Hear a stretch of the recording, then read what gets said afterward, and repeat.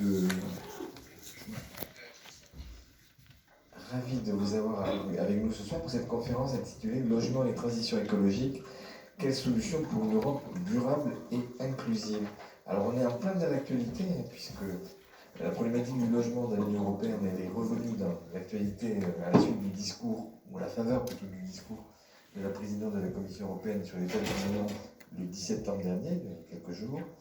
Et Ursula von der Leyen a présenté à cette occasion certains des éléments clés d'un futur plan d'action pour le logement abordable qui est prévu pour 2026, révision des aides d'État pour le logement, on a parlé tout à l'heure dans mon bureau, facilitation de la construction de nouveaux logements et de résidences étudiantes, législation sur les locations à court terme, organisation d'un premier sommet européen sur le logement. Donc il y a une série d'actions concrètes dont on parlera à travers notre échange de ce soir.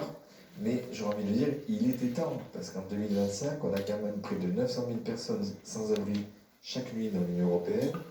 On a près de 10% des Européens qui consacrent plus de 40% de leurs revenus au logement, et les jeunes sont parmi les plus touchés. Plus d'un quart des jeunes vivent aujourd'hui en Europe dans des logements surpeuplés et peinent à accéder à un logement abordable. Donc on n'est pas sur un sujet virtuel, on est sur une véritable urgence sociale, avec derrière une question, comment on peut avoir des investissements dignes de ce nom pour garantir un logement accessible pour toutes et tous. Plusieurs leviers seront sans doute évoqués ce soir. Je citerai simplement un renforcement des fonds européens pour le logement abordable, mais là aussi on en a parlé dans ce qu'on appelle les prévisions budgétaires européennes courantes pour les 7 années à venir. Il y aura peut-être la possibilité, à travers la modification des frontières en termes de financement, d'avoir un effet levier sur les logements, accélération de la rénovation énergétique du parc existant, là aussi le fait que la DG Énergie puisse abriter en son sein la dynamique du logement, ça va dans le bon sens. Soutien au modèle à but non lucratif et politique Housing First, là aussi ça va dans la bonne direction. Et enfin, et surtout, meilleure articulation entre les acteurs publics, privés et institutionnels. Vous voyez qu'il y a du pain sur la planche.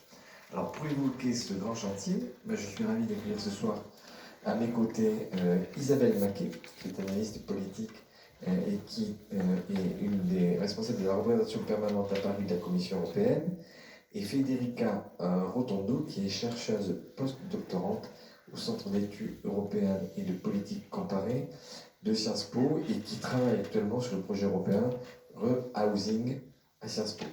Et donc, on est dans une conférence qu'on organise avec Sciences Po. On a un cycle de conférences avec Sciences Po sur les sujets européens du moment. C'est la dernière. Et je crois que c'est la dernière, mais on va renouveler, parce qu'on travaille tellement bien qu'on ne va pas s'arrêter à si bon chemin. Et donc, je laisse la parole d'abord peut-être à Isabelle ou à Laurent. D'accord. Alors, on a une vidéo de Laurent Guéquière, oui. Exactement, que j'oubliais, qui est responsable, donc Laurent, de l'Union sociale pour l'habitat. Alors on a un manque de bol, c'est que l'USH fait son congrès annuel en ce moment, et donc Laurent devait être avec nous physiquement, mais il ne pourra pas, mais il a souhaité, donc on a réalisé une petite vidéo qui va démarrer cet échange.